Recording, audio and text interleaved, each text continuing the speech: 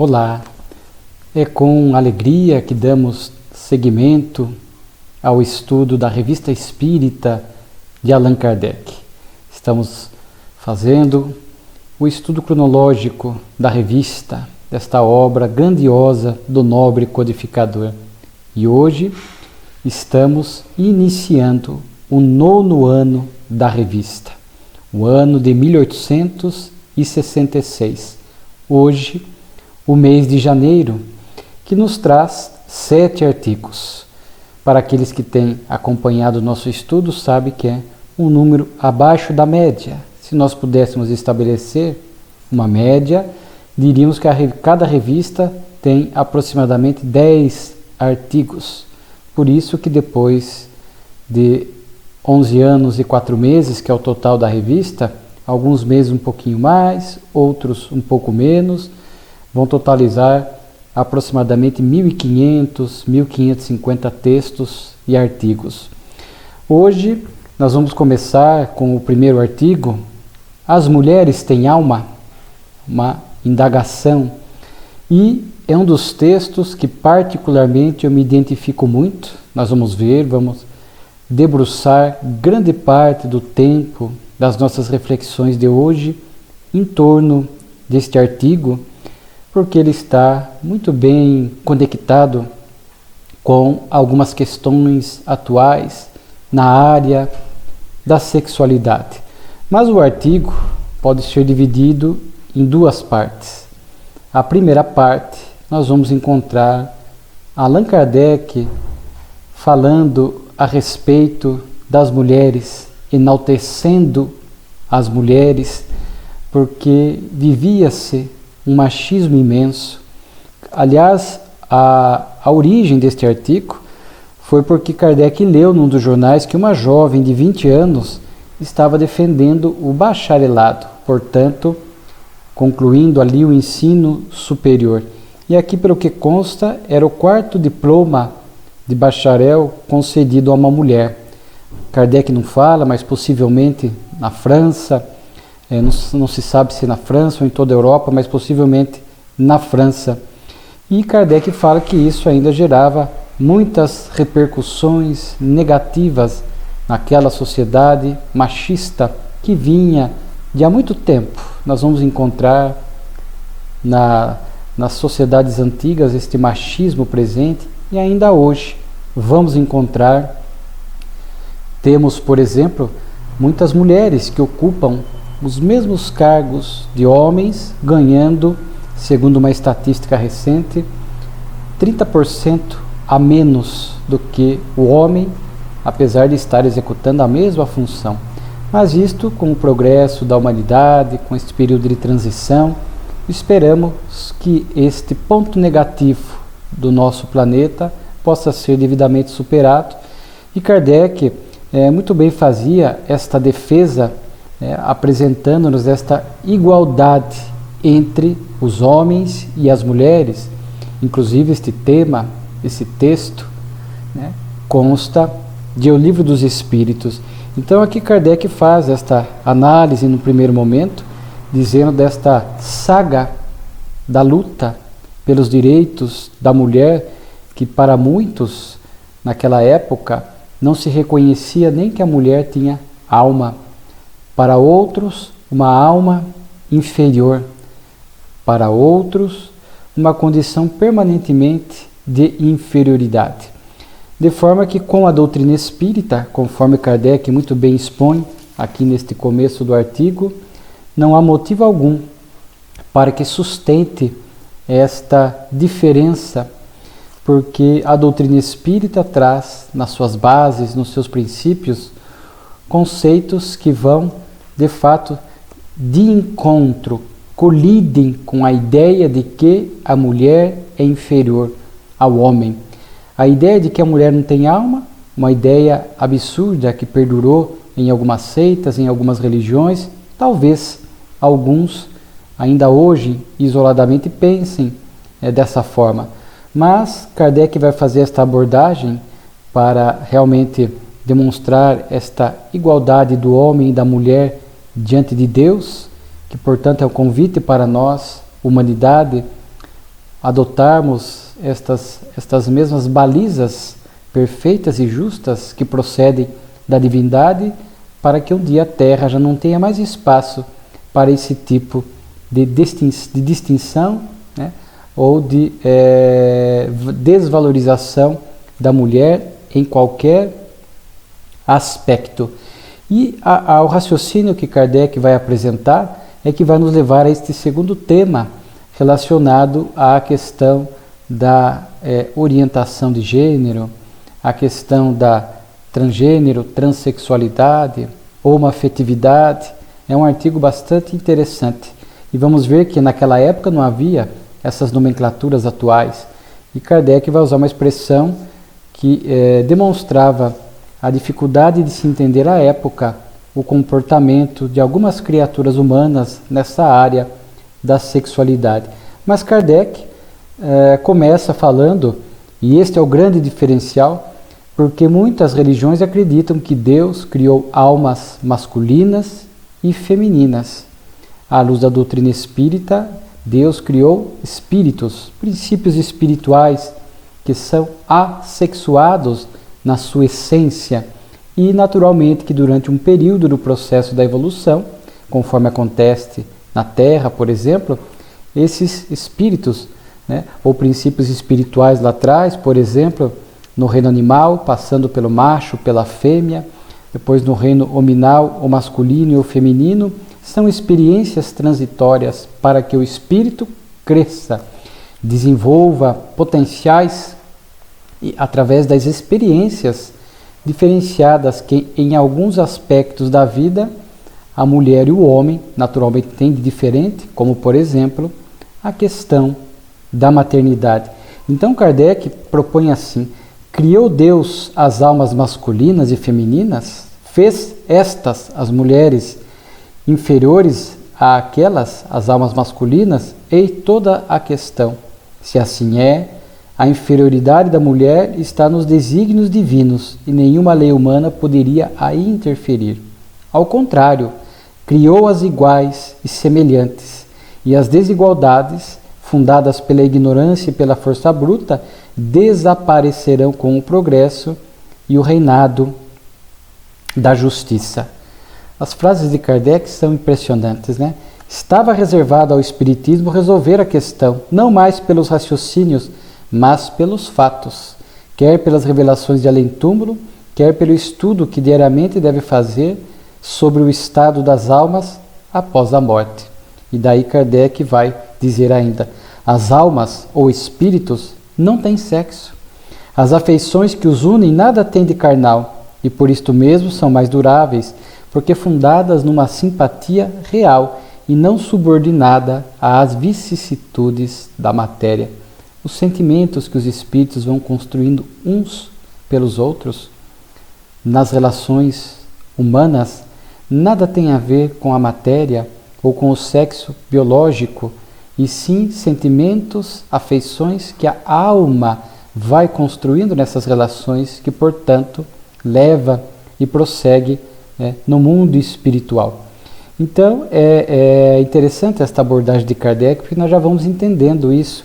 E Kardec aqui vai tocar num assunto que está tratado em síntese, porque são apenas 3 questões, mas muito profundas, de O Livro dos Espíritos, com o item Sexo nos Espíritos, onde a questão 200 e a 202. Questão 200. Os espíritos têm sexo?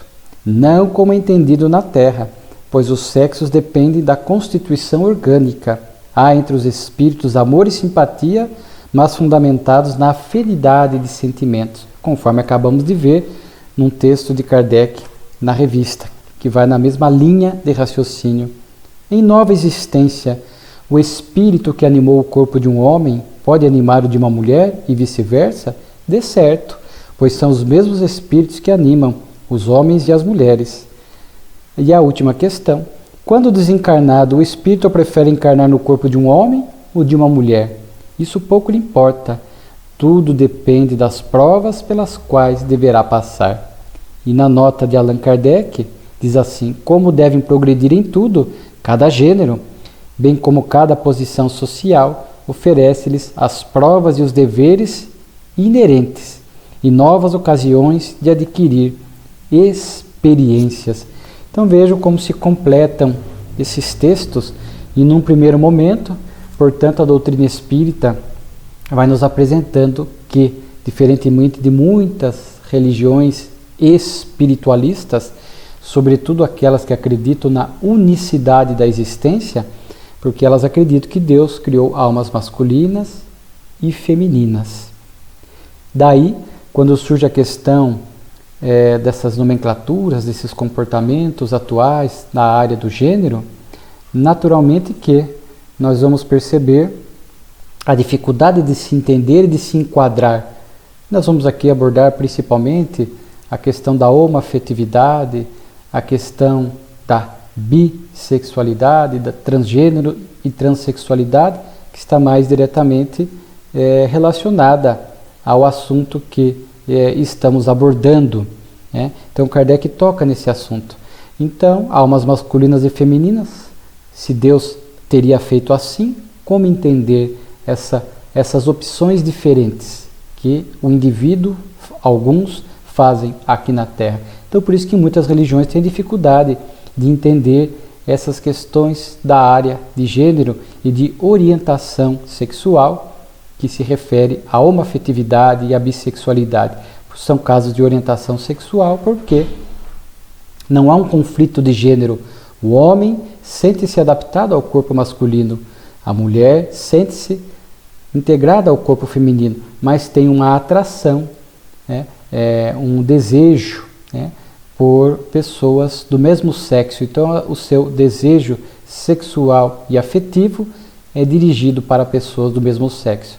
Na questão transgênero, o espírito se sente inadaptado, se sente diferente daquele corpo em que ele está reencarnado. Aí, portanto, são coisas distintas.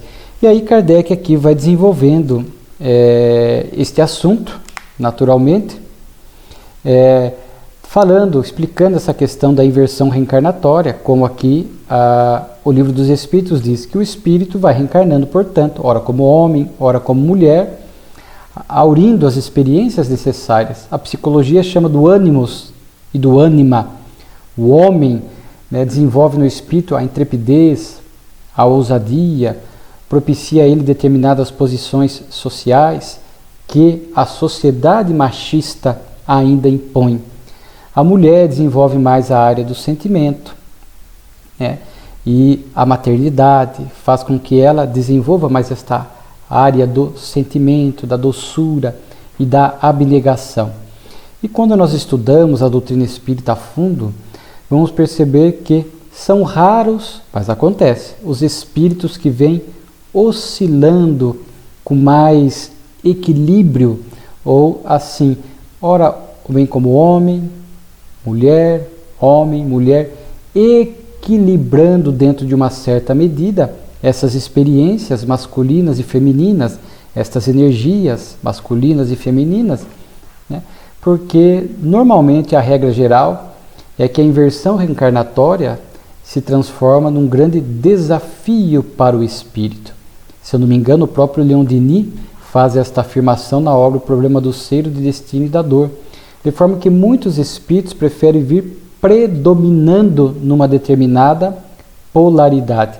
Então vem como homem muitas vezes, porque para esse espírito inverter, vir para um corpo feminino, representa para ele um desafio e uma escolha desafiadora que ele muitas vezes vai postergando, mas chegará uma hora que ele terá que experimentar esta inversão. E o oposto da mesma forma. Então Kardec vai falando destas almas que se encarnam, revestindo temporariamente o corpo físico, E aqui tem um ponto importante. Os sexos só existem no organismo, são necessários à reprodução dos seres materiais, mas os espíritos, sendo criação de Deus, não se reproduzem uns pelos outros, razão porque os sexos seriam inúteis no mundo espiritual. Então, algumas obras que às vezes sugerem gestação no mundo espiritual já não encontra sustentação no próprio codificador. Então nós sabemos que existem a relação sexual no mundo espiritual, por conta do perispírito, um corpo ainda semimaterial, mas nas regiões inferiores, atormentadas, há espíritos que ainda se dedicam à prática sexual. Porque quando estamos em regiões intermediárias ou melhores, a manifestação da afetividade também se dá de outras formas. E ali os espíritos não fazem esta opção pela relação sexual como acontece nas regiões inferiores do mundo espiritual. De qualquer forma, na obra Evolução em Dois Mundos, ali existem muitos capítulos que estudam disso, inclusive um relacionado ao sexo, onde nós vamos perceber que lá André Luiz fala que quando acontece a desencarnação, o perispírito sofre duas mudanças na parte genésica e na parte alimentar, gástrica. Na genésica, porque não ocorrem as chamadas gestações, conforme Allan Kardec já havia dito aqui. E André Luiz ali revela que no mundo espiritual acontece a reprodução assistida pela espiritualidade dos vegetais. Por ser uma reprodução mais simples, isto se dá no mundo espiritual. Por exclusão, esta reprodução nos animais e no reino nominal, nos homens, não acontece no mundo espiritual, conforme Kardec havia dito aqui em relação aos homens, às criaturas humanas, e André Luiz, na obra Evolução em Dois Mundos, acrescenta em relação aos animais. Então, é um texto muito bonito de Kardec, quando ele vai explicando essa necessidade da inversão, dessas forças, da maternidade, mas para ele chegar aqui numa conclusão que eu acho, por isso esse texto se destaca na Revista Espírita. Ele é muito citado. Olha o que propõe Kardec e chama atenção, sobretudo por essa questão de muitos, não todos, muitos espíritos predominarem durante muitos séculos numa determinada polaridade. Assim, depois pode acontecer que o espírito percorra uma série de existências no mesmo sexo, o que faz durante muito tempo. Possa conservar no estado de espírito o caráter de homem ou de mulher, cuja marca nele ficou impressa. Se o espírito não tem sexo na intimidade, na essência, é verdade, mas ele vai desenvolvendo uma aptidão, gostos, tendências masculinas e femininas quando vem predominando numa determinada polaridade. O próprio perispírito mantém normalmente a forma da última reencarnação. Então ele pode ter a aparência de um corpo feminino, mas se esse espírito precisar reencarnar num corpo masculino, não haverá qualquer tipo de obstáculo ou objeção nesse sentido, porque cedo ou tarde, repito, terá que fazer essa inversão, ou por opção, quando o espírito tem lucidez e sabe que precisa inverter para aurir experiências necessárias, ou por expiação, quando abusa do sexo, do gênero onde ele está, e por conta de uma expiação, ele vem numa reencarnação invertida.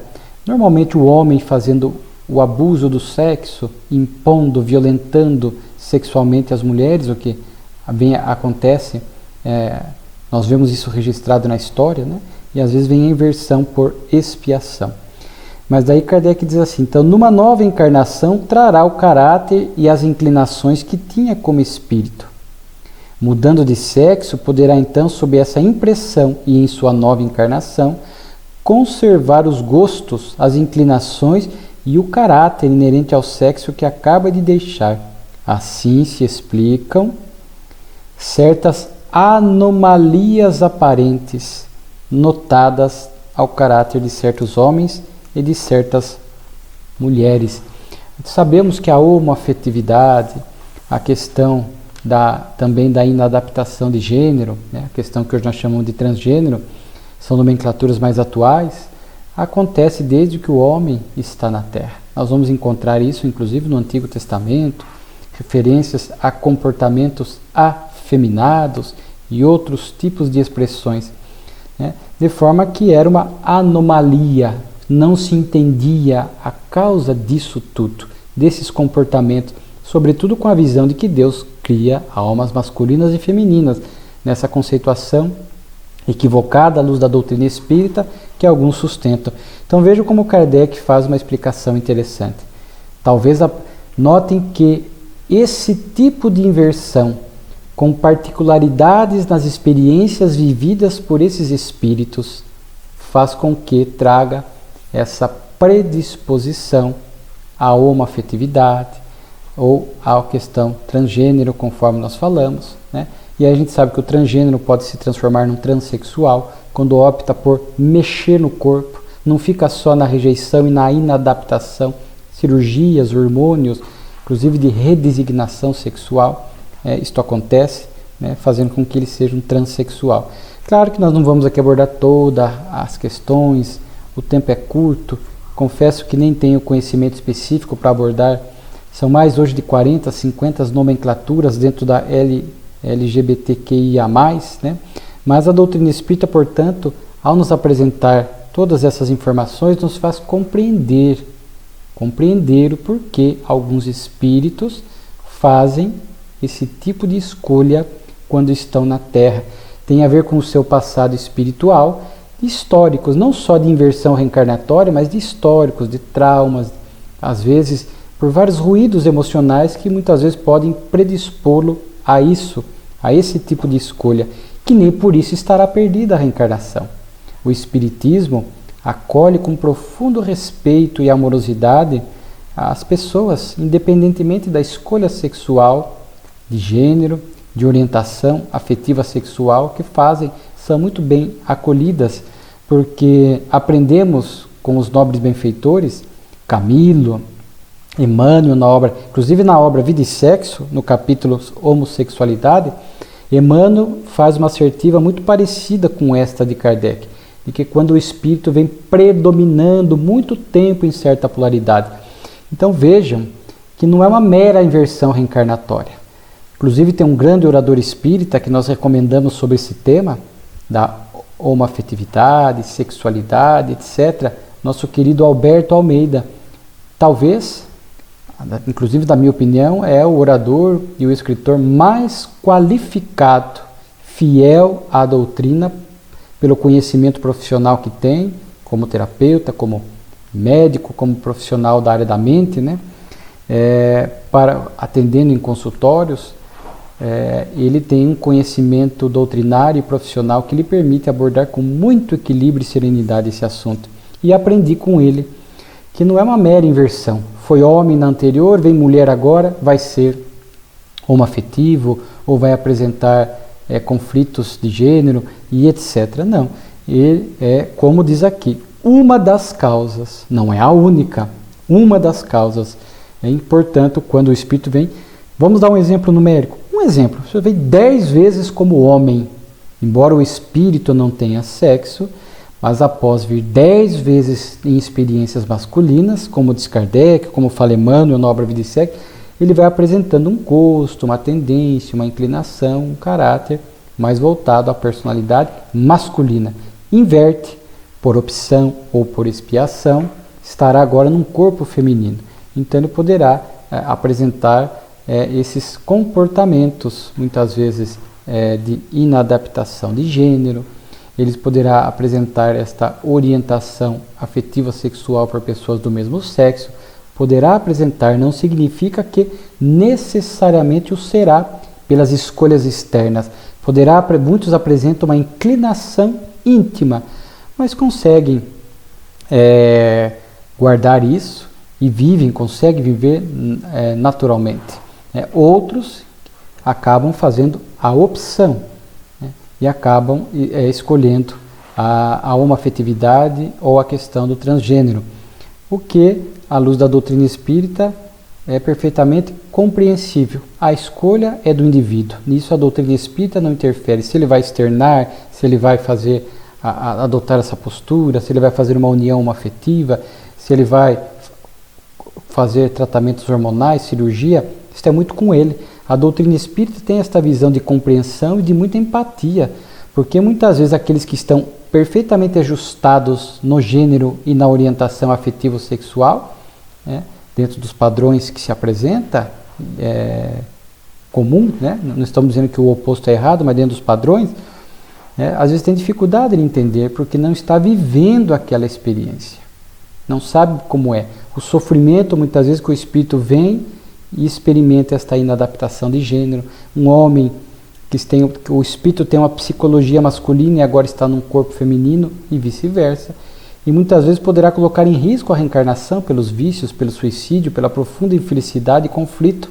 Então é preferível, muitas vezes, fazer a opção pela homoafetividade, por transgênero, etc., a fim de que possa se sentir mais confortável, mais alinhado emocionalmente para seguir com as outras tarefas. Então, esta é uma das causas, né? Com esse tom, com essa característica, como eu disse, não foi homem no passado, hoje uma mulher, que vai trazer. Às vezes, junto com esta predominância de uma determinada polaridade por longo tempo, experiências conflitivas, né? Ruídos emocionais, como diz Alberto, que se somam ainda a essas questões da necessidade da inversão reencarnatória, que poderá predispor o espírito a essa escolha. Existem outras causas, por exemplo, uma educação muito castradora pode predispor a isso. Existe a pseudo-homoafetividade. Às vezes, um exemplo clássico, uma menina que foi abusada pelo pai, pelo padrasto ou por uma figura masculina na infância, faz todo o trauma, todo o conflito, né? E depois vai matar a figura masculina da sua vida pelos abusos e acaba optando por uma relação homoafetiva porque ela psicologicamente matou a figura masculina na sua existência. Ela não consegue se relacionar com um homem porque vai, de alguma forma, relembrá-la, tocar nessa ferida do abuso, então opta por uma convivência homoafetiva. Isso acontece, a pseudo-homoafetividade. Às vezes existe da pessoa ter na área da homoafetividade a atração por uma pessoa do mesmo sexo, mas é só aquela pessoa, uma pessoa específica. Pode ser alguém do seu passado espiritual com quem teve as experiências emocionais profundas e encontra agora num corpo físico, material idêntico ao seu, homem-homem ou mulher-mulher, sente uma atração muito forte e acaba convertendo essa atração numa convivência homoafetiva. Então são inúmeras causas, muito bem estudadas por psicólogos, por psiquiatras, por médicos espíritas, em especial o nosso querido Alberto Almeida. Mas a doutrina espírita, portanto, em razão de todos esses conceitos, esses princípios aqui traçados em síntese, nos permite compreender essas escolhas, portanto. E o Espírito Camilo, conforme nós dissemos, é interessante aqui um ponto, né? Às vezes a pessoa fala, qual a visão espírita da homoafetividade? Conforme nós temos estudado aqui na Revista Espírita, para integrar a doutrina espírita, um determinado conceito, uma determinada assertiva, tem que passar por critérios. Kardec fala o bom senso, a fidelidade aos princípios e a universalidade dos ensinos. Esses temas, esses comportamentos, embora antigos, agora que vem se aflorando com nomenclaturas, com estudos, porque movimenta a área da psicologia, da psiquiatria, da medicina, da sociologia, da religião, etc., né? E estamos estudando. Então, a doutrina espírita está lidando com este assunto, entre aspas, novo por conta da abrangência. Há legislações em países, aqui no Brasil, permitindo a união homoafetiva, permitindo a questão do gênero, né?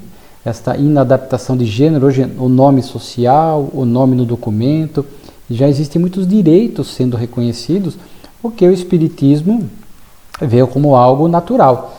Que à medida que essas situações vão ocorrendo, é natural que a legislação e as normas e as resoluções tenham que cuidar desse assunto, não pode não haver regulamentação. Então, a união afetiva, a questão da herança, pensão, etc., a questão de gênero, né, de inadaptação ou conflito de gênero, então, hoje a questão de nome social, há regras na área das escolas, inclusive do sistema prisional também, que eu trabalho, né, nessa área jurídica. Enfim, vamos vendo que a legislação vai se ajustando conforme os comportamentos vão surgindo, o que se espera para que não haja mesmo desordem ou para que não haja injustiças. Então são temas que estão ainda sendo construídos. A única coisa que nós podemos afirmar que é já consolidado na doutrina, que esses comportamentos estão embasados estão embasados no espírito, nada tem a ver com o corpo, com a genética, mesmo quando outra causa seja modismo, porque existe o modismo dos jovens nessas escolhas, mesmo assim é de questão espiritual, porque é um espírito que apresenta questões emocionais que o predispõe a seguir os modismos vigentes. Então o espírito tem tendência a seguir um padrão de comportamento de um grupo determinado. Portanto, mesmo assim está alicerçado no espírito. E agora, benfeitores espirituais, através de médiuns respeitáveis como Chico, Divaldo Franco, Raul Teixeira, etc., vão nos trazendo conceitos, apontando rumos para que possamos ir refletindo sobre esses temas, aguardando ainda que a universalidade dos ensinos possa ir consolidando determinados conceitos, determinados rumos que esses benfeitores já vão nos apresentando, e a gente vai alinhando tudo isso em harmonia com os princípios da doutrina, para que possamos mais à frente dizer que isso está consolidado, o integra a doutrina espírita, conforme um artigo da revista de abril de 64, que nós já estudamos. Então vamos aprendendo com esses espíritos, e a doutrina nos convida a este olhar mais de empatia, de respeito às escolhas que as pessoas fazem. Portanto, essas questões de orientação sexual e de gênero nada tem a ver com perversão, com perdeu a reencarnação, com obsessão, com imperfeição moral. Camilo, benfeitor do nosso querido Raul Teixeira, orador, escritor espírita, tem obras belíssimas, Educação e Vivências, Minha Família, o Mundo e Eu, com um capítulo, Meu Filho Homossexual.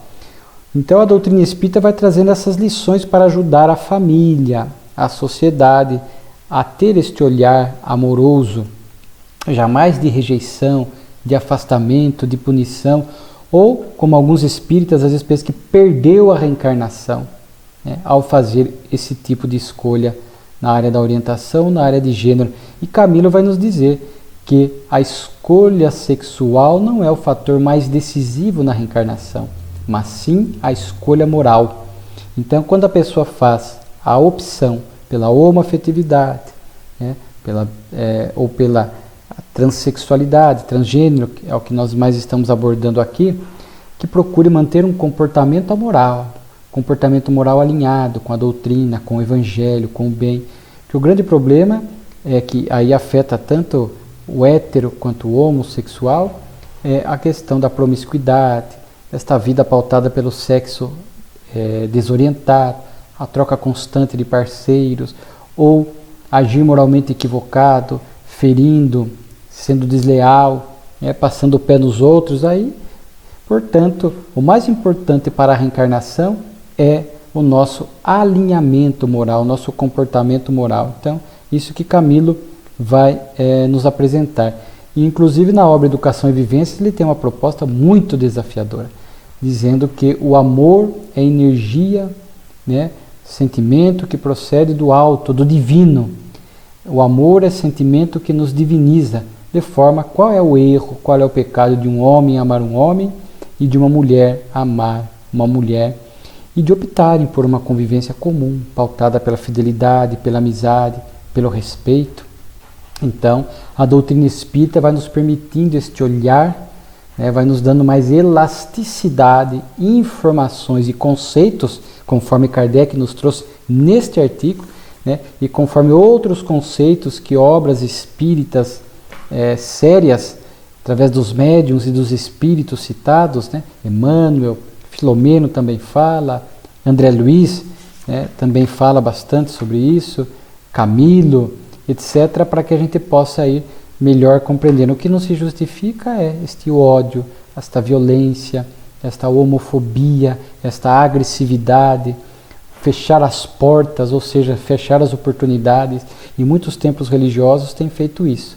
Às vezes a pessoa encontra exclusão social, familiar, e vai procurar o templo religioso para se sentir acolhida, fortalecida para seguir, e às vezes o próprio templo religioso fecha-lhes as portas. Então, à luz da doutrina espírita, de tudo isso que nós aprendemos com os conceitos de Kardec, e tudo isso chancelado pelos valores nobres do Evangelho, é que a casa espírita, por exemplo, está de portas abertas para a pessoa que faça qualquer opção de gênero, de orientação, possa frequentá-la sem nenhum tipo de restrição. Se quiser ser trabalhador espírita, vai seguir as recomendações da casa, qualificação, estudo, né? Um comportamento digno ali dentro da casa espírita, né? A fim de que possa ser dirigente, de que possa dar passe, de que possa ser médium, trabalhar no atendimento fraterno, de forma que a questão da escolha sexual por si só não é fator excludente. O que nós vamos olhar é como se olha para qualquer candidato da tarefa espírita, o aspecto moral, o aspecto doutrinário, a qualificação, o comportamento equilibrado e sereno dentro da própria casa, para que ali ele possa ser um trabalhador que inspire confiança e que possa trabalhar afinado, sintonizado com o alto. Então é um texto muito... Claro, aqui a gente fez uma síntese, embora tenha tomado mais de 30 minutos, mas este é um texto, existem textos marcos na Revista Espírita. Este é um texto marco, porque muitas pessoas sequer sabem que Allan Kardec, ainda que cuidando de uma das causas, e não a única, repito, cuidando de um determinado aspecto da questão da sexualidade, mas Kardec cuidou deste assunto.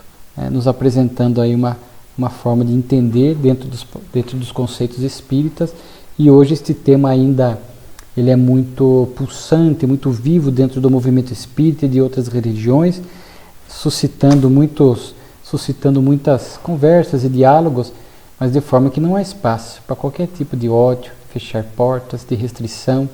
Assim, é um momento de nós fazer, quando a pessoa faz as suas escolhas, olharmos como isto perfeitamente compreensível.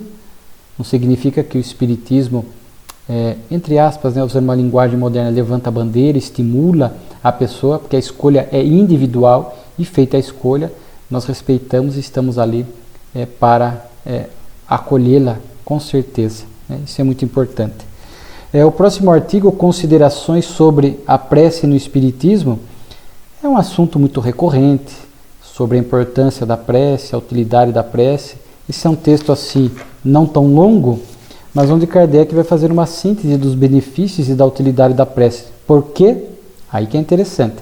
Porque um grupo de pessoas dentro do movimento espírita da época, iniciante, começaram a defender a tese da negação da utilidade da prece, dizendo o seguinte: Deus estabeleceu leis eternas, portanto nada podemos lhe pedir e não lhe temos que agradecer nenhum favor especial, portanto é inútil orar.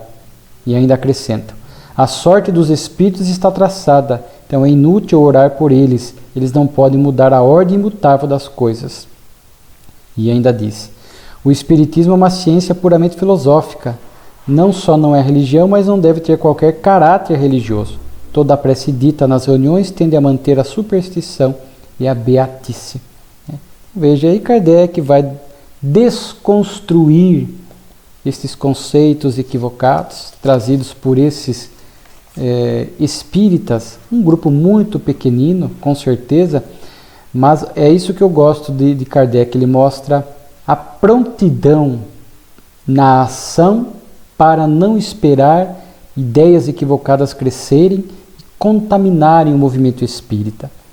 Em muitos momentos nós vamos ver Kardec agindo com muita rapidez para que a ideia não cresça e não contamine tanto o movimento espírita. Então nós vamos ver várias vezes na Revista Espírita uma ideia equivocada crescendo por uma parte, um grupo pequeno de espíritas, mas antes que a ideia tome uma proporção, Kardec usava a tribuna do Espiritismo, a revista, agindo com rapidez, como fez aqui, para que, e as pessoas olhavam com muita atenção o que Kardec escreveria na Revista Espírita sobre aquele determinado assunto. De forma que ele já no nascedouro da ideia tentava fazer a sua parte para que esta ideia não crescesse. Por isso nós, às vezes, dirigentes espíritas, quando temos problemas na doutrina, no movimento espírita, na casa espírita, não deixar que a ideia cresça. Há coisas que são pequeninas e que o próprio tempo cuida de disseminar, né? Cuida de fazer com que ele desapareça, né? Não dissemine, não cresça, mas desapareça. São coisas pequeninas que são inofensivas para a casa espírita, etc. Mas existem determinadas questões que, se nós deixarmos na casa espírita, no movimento espírita, sem que as lideranças exerçam algum esclarecimento, a ideia cresce, cria submovimentos e acaba comprometendo a pureza doutrinária. Então Kardec não permitia. Então ele vem aqui falar que os fatos comprovam a utilidade da prece. Ele diz a própria lei dos fluidos, que compreendemos o poder do pensamento, portanto compreendemos o da prece, que é também ela um pensamento dirigido para um fim determinado. Então a prece é uma corrente fluídica, como diz Allan Kardec. E várias comunicações espirituais, então veja a constatação pelos fatos, demonstram que os espíritos, que muitas vezes estavam em estado de perturbação no mundo espiritual, agradecem a prece, dizendo que ela teve uma utilidade, uma eficácia, ajudaram eles a vencer situações desagradáveis no mundo espiritual, os fortaleceram, os equilibraram. Então Kardec vai falando disso. E aí ele diz assim: a prece é uma identificação de pensamento, um testemunho de simpatia, um alívio às suas penas. Se a pedem, então é que dela necessitam. Então a prece é também uma caridade. É uma das formas de praticar a caridade. Quando alguém está passando, um encarnado ou um desencarnado, por alguma problemática, naturalmente que orar por eles é uma prática da caridade, é o amor em ação. A prece é uma das terapêuticas, uma das ferramentas espíritas indicadas pela espiritualidade superior. Quantas vezes eles não vão recomendar em textos, mensagens, comunicações, que diante dos desafios existenciais, a boa leitura, a prática do bem, a oração, como forma de equilíbrio, de sintonia com os bons espíritos. Não é como aqueles conceitos equivocados que se construíram para defender a ineficácia da prece. Não, que tem certas coisas que são imutáveis, o espírito tem que passar. É verdade. Há determinadas situações que são irreversíveis, faz parte das necessidades expiatórias da alma, mas nem por isso significa que a prece não tenha um valor. Mesmo diante das dores da vida, a prece cria esta sintonia, os benfeitores nos inspiram, nos encorajam, nos fortalecem para que possamos enfrentar estas provas com mais força moral, com mais serenidade. Kardec fala inclusive do efeito material da prece, né?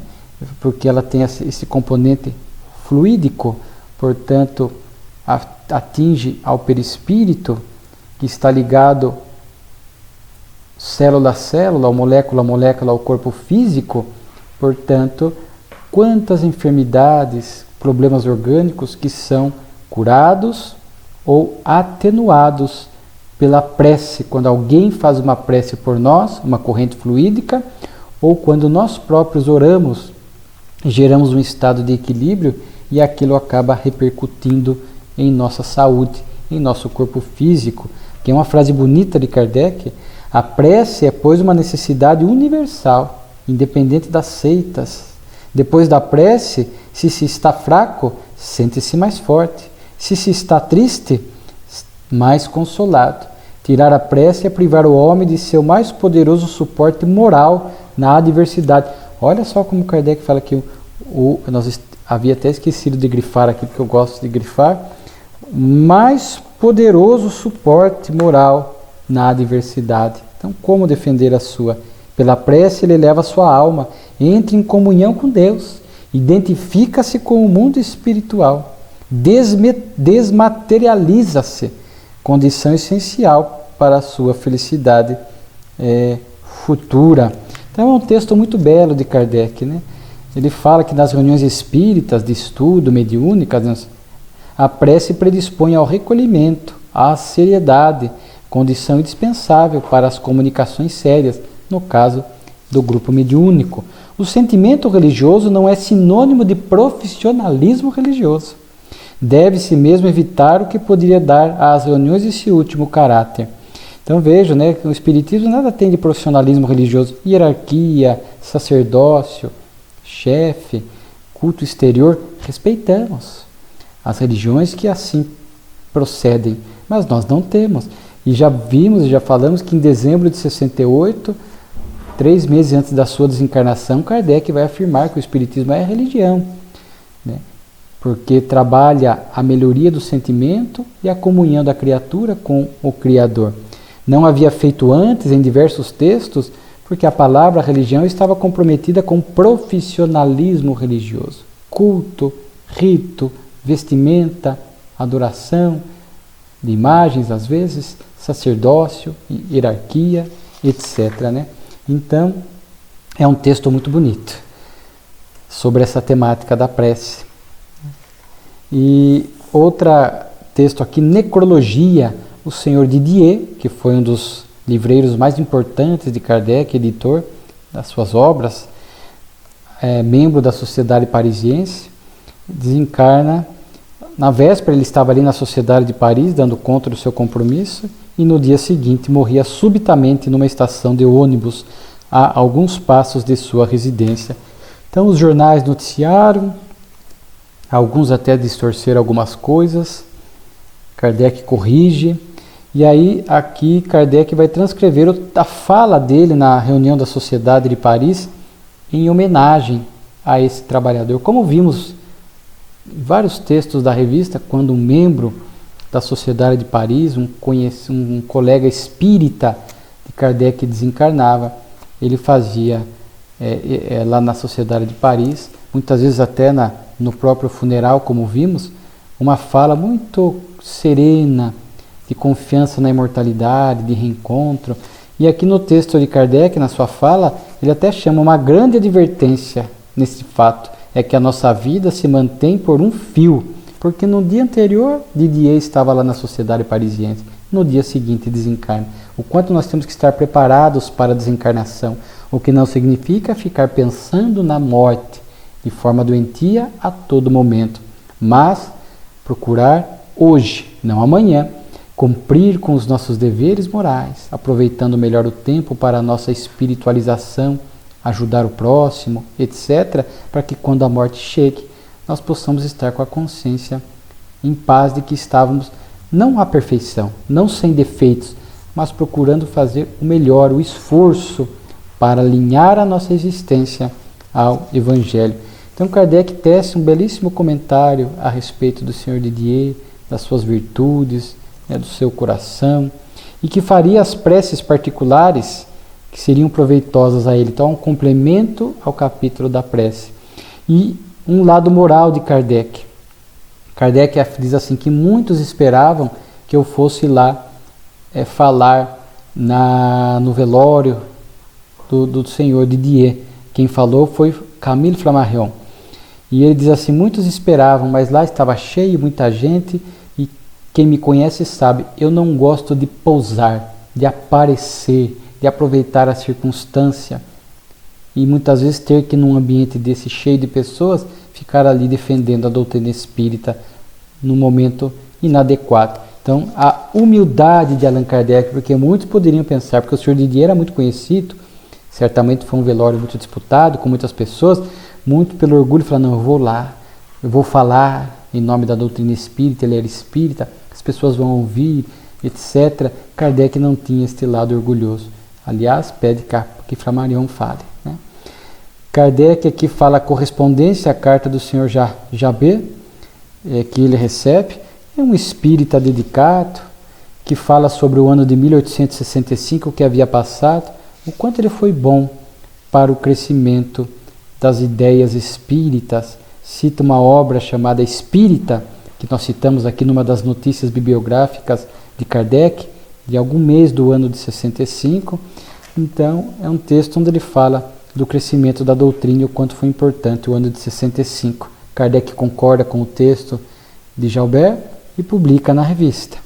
Depois, A Jovem Cataléptica da Suábia, um estudo psicológico. Uma jovem, 16 anos, iletrada, que começa a apresentar um estado cataléptico, inclusive com repercussões físicas, ficava imóvel, estado, né, de aparente de morte, e nesses estados apresentava a dupla vista, a segunda audição, que é ouvir sons, diálogos à distância, ver à distância, penetrar os objetos, falar, ou seja, manifestar um conhecimento e ter um alcance do ver e do ouvir que a doutrina espírita muito bem compreende.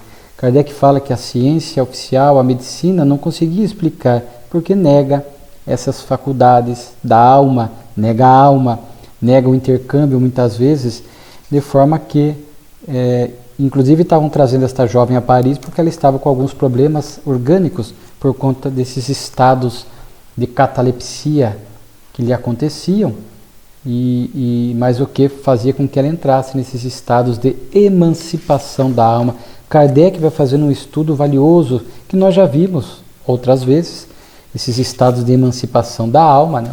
O Livro dos Espíritos cuida, o maior grau, ali o êxtase, o sonambulismo e o sono comum, mas aqui Kardec vai falar que na maioria dos casos de catalepsia e letargia, né, esses estados de desdobramento, de emancipação da alma são até mais amplas, porque o corpo está neste estado aparente de morte, com as funções vitais muito fracas, né? Eu recomendo, em complemento a este assunto, uma obra belíssima de Ivone do Amaral Pereira, Recordações da Mediunidade, no capítulo 2º, porque ela tinha uma faculdade parecida com essa. Ela tinha esse que nós chamamos muitas vezes de desdobramento, saía lúcida do corpo e vivenciava diversas situações, experiências, aprendizados que ela compartilhava, porque ao voltar para o corpo, muitas dessas experiências mantinham-se presentes na sua memória. E ela fala nesse capítulo que ela tinha esta morte aparente, esta catalepsia, que se manifestou inclusive aos 8 anos de idade, e muitas vezes ela apresentaria esse episódio, e esse estado prolongado muitas vezes gerava, né, o enrijecimento de alguns órgãos, né, produzia efeitos físicos que, repetidos e a longo prazo, conforme a jovem aqui, poderia trazer realmente problemas físicos. Então Ivone, inclusive nesta obra, vai cuidar deste assunto, né, e vai falar, portanto, desse tema, né. Inclusive no capítulo 1º também vai falar dessa catalepsia que ela passa, do trauma, né. Inclusive ela diz assim: a letargia, a suspensão das forças vitais é geral e dá ao corpo todas as aparências de morte. Na catalepsia ela pode ser mais localizada numa parte mais ou menos extensa do corpo, então fica como se fosse um estado aparente de morte, sem vitalidade. A letargia é um quadro geral, a catalepsia mais localizada, e muitas vezes nesses estados, porque o corpo fica ali inativo, né, entre aspas, não plenamente, mas muito inativo, com as funções vitais bastante reduzidas e às vezes imperceptíveis, permitindo com que o espírito se desloque do corpo, e como a jovem aqui podia ter alcance, né, a visão à distância, uma visão espiritual, uma percepção mais ampla do que as coisas materiais ali no ambiente, que poderia ser dela, aí uma potencialidade anímica, uma faculdade anímica, revelando conhecimentos que ela, espírito, trazia de outras vidas, ou algum espírito colaborando, auxiliando, passando a ela este conhecimento, daí uma faculdade de cunho mediúnico, que nós já estudamos algumas vezes.